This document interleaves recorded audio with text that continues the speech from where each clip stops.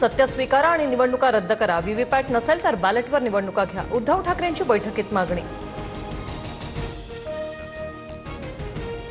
मतदार याद्यांमधील घोळाबाबत सुप्रीम कोर्टाला सांगून निवडणुका पुढे ढकला. कितीही दिवस लागू द्या, पण बॅलेटवर निवडणुका घ्या. राज ठाकरेंचं मत. महाराष्ट्राची जनता महायुतीच्या पाठीशी. आम्ही निवडून आल्यानंतर विरोधक पुन्हा आयोगावर आरोप करणार.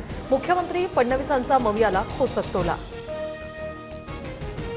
सत्ताधाऱ्यांना टोले लगावताना राज ठाकरेंकडून अजित पवारांची मिमिक्रीमुळे अंगाला भोकं पडत नाही. मी कामाचा माणूस, काम करत राहणार. अजित पवारांचा राज ठाकरेंना टोला. कुणाकडे काय मागणी करावी याची विरोधकांना कल्पना नाही. हे सर्व समजणाऱ्या शरद पवारांच्या हे लक्षात आल्यामुळे ते बैठकीला गेले नाही. पवारांच्या अनुपस्थितीवरून मुख्यमंत्र्यांचा विरोधकांना टोला.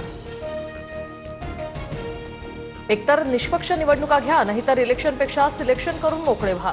मतदार यादीतील घोळ सुधारेपर्यंत निवडणुका नको. उद्धव ठाकरेंची टीका. इतके कन्फ्यूज विरोधक मी पाहिलेले नाही. विरोधकांना काय मागणी करावी हेच कळत नाहीये. सर्वपक्षीय शिष्टमंडळाच्या भेटीवरून मुख्यमंत्री फडणवीसांची टीका.